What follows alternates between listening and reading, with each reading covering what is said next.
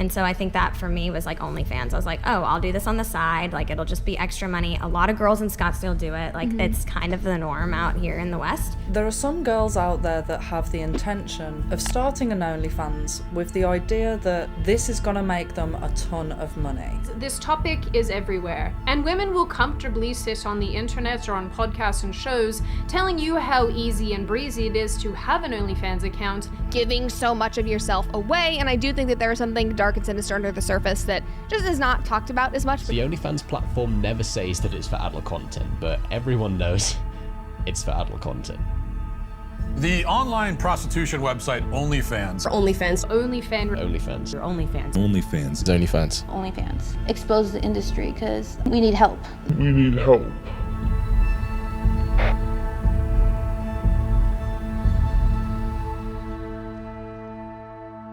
$2 billion. This is how much OnlyFans is estimated to profit in 2024. In only 8 short years, OnlyFans went from a new startup to a multi-billion-dollar business, making about $7 billion in revenue just last year. How did that happen? Who are really the customers? What are the effects of this new type of social media on society and content creators? And most importantly, what lies in the shadows of this success? From depressed creators, anti-OnlyFans agencies, addicted users, OnlyFans might be a bit more than just another social media platform. OnlyFans is a social media platform like Facebook or Twitter, but instead of connecting with friends, users can connect with models who post pictures and video for a subscription fee. The year is 2016, and a new company named OnlyFans was just created. After starting a couple of successful adult performance websites, Tim Stokely convinced his brother Thomas to join him on a new venture, creating a new kind of social media, one that would get creators and fans closer rather than drive them further into the mass. And just like that, OnlyFans was born. And it didn't take long for the company to be successful, as only 2 years later, they sold 75% of the business for an estimated $50 to $100 million. The buyer? Leonid Radvisky. Sorry if I butchered the name. He is the founder of My Free Cams, one of the pioneer webcam platforms, and one of the most successful on top of that. His experience in scaling adult-focused businesses and monetization strategy was the key to make OnlyFans a multi-billion-dollar business. This is, however, a story for another time. So, what exactly is the monetization strategy behind OnlyFans? To understand how OnlyFans generate revenue, let's first talk about other social media. Typically, the monetization on these platforms are ad-supported. That means that you use it for free, and in exchange you get ads in different places within the video. As such, the content creators on these platforms get paid per 1,000 views or via direct partnership with brands. OnlyFans, on the other hand, works completely differently. Instead of a CPM, cost per mil, users pay monthly subscriptions or a pay-per-view. Paying a subscription typically enables access to the creator's private space. The word private here is purposefully vague, as you will see later on. It could mean you get direct access to all of the content posted, or some of it, or even none sometimes. This access typically also includes direct or limited messaging access with the content creator. And when the content is not part of the subscription, it falls under pay-per-view, meaning you can pay to access content such as pictures or videos. The nature of these videos depends, of course, on the content creator and range from artistic endeavors to downright pornography. You're doing a try not to fail OnlyFans. Guess what they do and how much they make. Oh God. Boy. She's on OnlyFans? I don't know what she could be doing. I feel like It's not news. I do think It could be news. I don't think she does nudes. Maybe she does lingerie. Behind the scenes Q&A and personal life updates. There you go. News. Come on, there's only one thing that she does. She makes paper everyone. sells farts and jars. Next person is Gemma McCourt. Gemma McCourt, what does she do? Nudes. She actually does nudes. Does nudes! Oh! She does nudes! Finally, I got one. OnlyFans is a place where people can either show their titties or do the most disgusting things ever and make gazillions of dollars. The monetization strategy is thus completely different from traditional social media, as instead of broadcasting content, creators now directly engage with fans in a much more private, to the point that some even do tailored content which users can pay for. I will let your imagination work out what tailored content can mean in that case. The last and newer revenue type are live streams. These are live sessions with the subscribers in which they can tip creators, typically in exchange for live content or personalized messages. In short, it can look like a Twitch stream or an adult car business depending on the creator. In some ways, this can be viewed as a more private community to get close to your more engaged fans or to show other sides of yourselves, which in itself is good for the content creators, I would say. So it's no wonder that the application quickly got traction from various content creators. Long story short, this led to around 500 million users worldwide on OnlyFans or similar platforms for about 7.6 million content creators, estimated in 2024. I'll be sharing all of my exclusive content with you. I decided to join OnlyFans, where you can see BTS from live sessions, performances. Hello everyone, I will be posted something interesting for you. Hey guys, it's Austin Mahal. Welcome to my OnlyFans. Where is the issue? It seems like OnlyFans is just a way to get closer to your community. Well, behind this glossy exterior lies a more complex and troubling reality. OnlyFans, which seem to surprise a lot of human beings, which astounds me because before I changed my name, I was known specifically for titty streaming. It's actually what I was known for. So not only did she want 100 customers in a single day, with the product being her body and sexuality, but she wanted 100 satisfied customers at the end of the day. The agenda behind OnlyFans and the normalization of sex work. 70 to 80. Up until now, I presented OnlyFans as a social media platform, but 70 to 80% is the estimated percentage of porn content on OnlyFans. So, is OnlyFans really about getting closer to your community?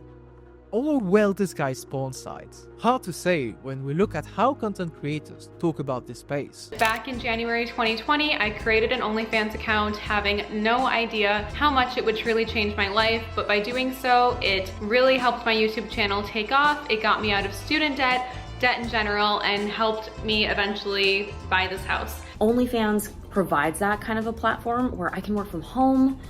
It's something that's kind of like fun and creative and sexy. And it's something that appeals to me and is going to be fun for me. So with all of these creators, selling OnlyFans is the place to interact and view exclusive content, when in reality, it is mostly adult content. So who buys OnlyFans? And why does it work so well? Let's look at the demographics and studies about the effect of OnlyFans. First, the consumers. Not surprisingly, it is mostly men, with around 72% male audience. This, by the way, correlates with data about adult websites, which are on average 65% male. But it's not really about the gender, but rather the state of mind. To discuss that, let's look back at some of the most recent and darker times our generation has seen. COVID-19. The coronavirus is the biggest threat this country has faced for decades, and this country is not alone. All over the world, we're seeing the devastating impact of this invisible killer. The outbreak spreading across the U.S. More than 1,300 new cases in just the last 24 hours, and that's without testing fully up to speed. The Prime Minister of Canada and the President of the United States came to an agreement to close the Canada-U.S. border to all non-essential travel. Wow. One of the most at-risk groups are people above the age of 70, and a lot of them are being asked to self-isolate. A lot of them are preemptively now self-isolating. And that comes with, whilst it may reduce the chance of being exposed to coronavirus and the subsequent illness. What concerns me the most about our students experiencing loneliness and isolation is that that could potentially lead to other mental health issues that are more significant. The pandemic created unprecedented social isolation and heightened feelings of loneliness due to the lockdowns. This lack of traditional social interactions drove people to seek virtual connections. And this loneliness and need for connection enabled OnlyFans to capitalize on the increasing need for digital intimacy. And in itself, if it helped people, it's not such a bad thing. The issue, however, arises when looking at the conflicting results from studies about OnlyFans consumption. First, the state of mind. People on OnlyFans and similar platforms are significantly more likely to experience symptoms of depression and feelings of loneliness. 35% users experience symptoms of depressions and 45% feelings of loneliness, against 20% and 28% respectively for the control group. So the difference is not marginal, to say the least. Can we conclude that OnlyFans make people more lonely and depressed? Well, not really. We don't know if people come to OnlyFans more when they are depressed, or if it makes them depressed. And that's the difference between correlation. We observe things happening hand in hand, and causality. We know something is caused directly by something else. So let's dive deeper into the stats. What is the perceived effect of such platforms on the state of mind of individuals? On that, the data is also very clear. It seems to be positive. In the short term, multiple serious studies show that OnlyFans drastically decrease the feelings of loneliness while boosting the self-esteem of the users through the interactions with the creators. In addition, the feeling of exclusivity and thus scarcity makes the content appear more valuable for the viewer. OnlyFans and similar content and websites like it are driven by loneliness, not only in the male subscribers who consume this content, but in the female models, for lack of a better term, who create it. And along comes OnlyFans, which takes pornography and then adds an element of a real relationship to it, right? Now it's like I can interact with this person, and even in this person's case, the person on OnlyFans is making recommendations to me. So I'm able to form a relationship. All in all, it would appear that OnlyFans is good for the users. And these stats were often used by these platforms to defend the business model. So why am I making a video about this if this is helping people? As often, the devil is in the details. Milton Friedman said, "Profit is not a motive for good." Behind this good story, a darker truth lies. I mentioned that it was good in the short term. Did I not? These same studies show that 25% of the people using these platforms were showing clear signs of digital addiction towards them. Not only that, but a third of the users use these apps despite it having a significant negative impact on their monthly budget. And more troubling, a fourth of the users report OnlyFans negatively impacting their offline social engagements. So we have people showing addictive behavior for a short dopamine rush, even going as far as putting themselves in financial risk to use the service while isolating themselves from the real world. Does that ring any bell? Yes, similar to drugs and gambling, these platforms are optimized to alter your brain's reward system to seek short-term gratification above all else. The exclusive nature, the adult content, the interactions with the creator, everything is optimized for you to come back. You don't believe me? Let's talk about these interactions. The main selling point of OnlyFans top creators. It is reported that around 80% of the high-earning creators use agencies that not only help them create content and monetize it, but also take care of the chats. And unfortunately, the best person to emotionally manipulate a man online is another man. This is a practice that has been used in webcam businesses and phishing fraud for years because it just works so well. All of the OnlyFans girls who are very popular today don't work for themselves. They're not sitting there replying to dudes' messages. Sorry guys, spoiler alert. There are teams, usually male teams, gay men or men, working behind the scenes replying to all those messages. The implications of this are thought to be the same as pornography: mental health issues, relationship problems, sexual dysfunction, productivity issues, and many others. And all of these turn into a dangerous cocktail of depression and loneliness, fueling the OnlyFans engine to engage in more content that goes further, that fills that gap, which is becoming harder and harder to fill. I subbed to an OnlyFans and I know there's no genuine connection, but my God, it felt surreal. I really enjoyed the company she gave me. I didn't keep track of how much money I spent until now, and it totaled over $50,000. I've had a gut feeling he was hiding something from me the past few months, and I chose to look through his credit card bill statements. I saw $100, $200, and $500 charges from OnlyFans dating back to 2022. He spent $1,500 on OnlyFans in one day alone. I've spent over $1,500 US on OnlyFans in the course of a month. I think I'm addicted to it. And this is where we go into what to me is the real messed up part of this business model. It is not about creating a safe space and a sense of community, but about normalizing pornography, especially amongst the youngest and easily influenced audience. It is so glamorized, and I think that is the difference that I see between OnlyFans and Pornhub. I mean, you just type in OnlyFans on TikTok and there's all these girls that are like, I was told not to make an OnlyFans. Paid my rent in like one video. I mean, it's glamorized to a wild extent. You know, all these cool girls are doing it and all these really, really attractive, skinny gym girls with beautiful blonde, like all of that stuff. Oh, they're doing it. I should be able to do it too. You just don't see that with other like sex work industries. I mean, like the marketing behind it has been wildly successful, whether they intended that or not. And not only is that becoming a norm, meaning something accepted by society, but it is marketed on all social media platforms, not only by content creators, but also celebrities.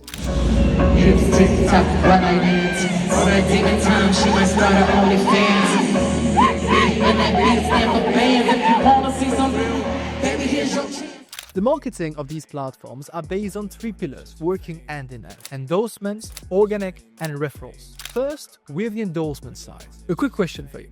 If you had to normalize something and perhaps even make it trendy, how would you do it? Let's say, for example, you want to make Crocs, what used to be seen as ugly interior shoes, into a cool and trendy brand. The answer nowadays is almost always the same. You make sure high-profile people are seen wearing these in all kinds of situations. You start by making partnership with designers like Balenciaga. You work with influencers, and of course you make sure some top celebrities wear them. Say Post Malone, Justin Bieber, Snoop Dogg, Nicki Minaj, and many others. Suddenly, your outdated ugly shoes have turned into a global phenomenon. And by the way, this is the real story of how it happened, in case you're wondering. He's become one of the world's most recognized recording artists. Now, North Texas' own Post Malone is saying thanks to all of his fans who showed up at this South Lake Chicken Express where he worked as a teen by hooking them all up with a pair of his limited edition Crocs. More than 1,000 of his adoring fans stood in a long line wrapping around the parking lot to get their hands on the Posty special. Well, OnlyFans applied the same strategy, while making sure most of the endorsements are not about adult content. Bella Thorne, Cardi B, Snoop Dogg, and many others got paid to start engaging on the platform. And yes, a lot of these names are the same. Don't ask me why, I was as surprised as you. I did not imagine a good match between Snoop Dogg and OnlyFans. Most of these celebrities use the platforms to engage with their fans without showing anything explicit. And that actually was perfect for the business, as that gave the credibility needed for the platform to be considered a social media. The message was clear: OnlyFans is not a porn site, but a social media on which you can find a variety of content from a variety of creators. And once that was done, they let the market do the rest. Instagram and TikTok influencers come, they realize that the monetization is much better than traditional media and push the platform, attracting while they added their audience. Others realize that the highest performing content is adult-rated, and thus go on that route while promoting their OnlyFans like it's a product they sell on more traditional social media. The reason why I say sex is sex is because in our line of work, we see it as transactional, right? And just like that, what the internet would call thirst trap was born. These two strategies together already explain 80% of the success of OnlyFans. But there's still one piece missing. How do you make sure content creators are not too private about their job and openly talk about it? Easy. You use a referral program. These programs are available for all creators. Whenever a new content creator signs up with a referral link, the referrer will get 5% of their revenue, capped at $50,000, but only for the first year. And to make sure this is enticing, these 5% are taken from OnlyFans cut, rather than the new creator. Suddenly, you have created not only a community of users, but also of creators, referring new talents and helping them grow. At the same time, you've also created a business, because now agencies come, they sell dreams to young ladies, attract them, and for at least a year they get 5% on the earning. And even worse, most of the time what they do, they make them sign a 3 or 5 year contract, taking 30 to 50% of their cuts, and don't really care if they are minor, underage, or old they are, and try to push them for always more content, bigger content. Basically, they're selling girls. This is the first big side of OnlyFans. And this strategy is why OnlyFans grew so fast and kept such an impressive momentum. OnlyFans is slowly but surely becoming a normal part of an influencer's revenue stream, when in reality, it is about promoting unhealthy addictions. The genius yet harmful marketing strategy not only hurts the user, but also the creators. Is it really all rainbows and sunshines for these influencers? To be honest, I and many other women in my generation have been groomed by music, media. I am done doing adult content, but it's always going to be there. No matter how many services I hire to get things removed from the internet, it'll always be there. We have seen the addictive part of OnlyFans on users, and looking at some of the videos online, it would seem like OnlyFans content creation is a dream job. Cars, money, freedom, vacations, barely no work. Seems like a perfect lifestyle, almost too perfect. As you will see, it is not what it is made out to be on social media. One of the worst parts of the 3 marketing pillar strategy of OnlyFans is that it not only attracts new users, but also creators. And when using celebrities, you know that by default, the majority of people who will be influenced are the younger generations. The results? First, 5% of the creators are estimated to be underage. Second, women barely considered adult, starting to post content on these platforms. In fact, about half of these creators are 25 or lower, and about a third are less than 21. Real dark side of this industry, honestly, is these so-called talent agencies. Be recruiting girls when they're fucking 17. When you know that about half of the creators are from the US, where the legal drinking age is 21, it just seems nuts. So you're telling me that drinking a cold one on a sunny day is a no-go, but selling news online gets a pass? Even if these creators are adults, would they have signed up if OnlyFans was considered a porn site rather than a social media? Or if they knew what they would really get by signing up on these platforms? Body dysmorphia, public shaming, stress, loneliness, depressions, and many others. Welcome to the hell that is content creation on OnlyFans. People don't realize, people don't understand. People don't understand. I think sometimes like feeling so like robotic, like by the, I think like the 30th, you know, like when we're getting on a bit, I've got like a routine of like how we're gonna do this, and like it just, sometimes you'd like disassociate and be like, you know, like it's not like normal things at all. Attracted by the videos and well that the top 1% make on OnlyFans, more than 7 million individuals, 90% being females, get attracted to create content on these platforms. These people accept to slander the image in the hope that it will be easy to make more than $3,000 a month without realizing the sad truth. Only 1% make that kind of money. 9% make around $500 a month, while the rest earn minimal to no income at all. And not only that, but the average subscribers, which represents only 25% of users by the way, will stay subscribers for 1 to 3 months on average. So it is not uncommon, even for more influential people, to see a major drop in revenue after the initial first month. And this is where the cycle begins. In an environment where your earnings quickly start to feel like your self-worth, seeing it drop is like a confirmation that you are just not worth it. Even if you're making a solid earning on OnlyFans, how do you keep it growing or even stable? One strategy which is not viable long term is of course thirst trap on social media. The churn rate is the highest, but it seems to be working just fine in the short term. But what if you want to keep the people subscribed? Then you need to keep them happy and hungry for more. They cannot get bored of your content. And this is where you get stressed, really stressed. As a result, you start to go further, showing more, doing more, losing every day a part of yourself. It hurts my feelings when I feel like I put too much of myself out there and to get little in return, or to feel like nobody likes me, nobody cares about me, because it's like they're not really supporting me, you know, like they're not really like looking out for me. You start to go further, showing more, doing more, losing every day a part of yourself. Even worse, if this did not work for you, maybe you should ask your friend which you find prettier than you, and you convince her, as well as other friends, hoping some of them will make good earnings and you get a cut of that. through the Referral Program. So no, starting an OnlyFans is not easy money. If you did, you would likely lose more than what you would gain. But what would you lose exactly? First, you have the high stress.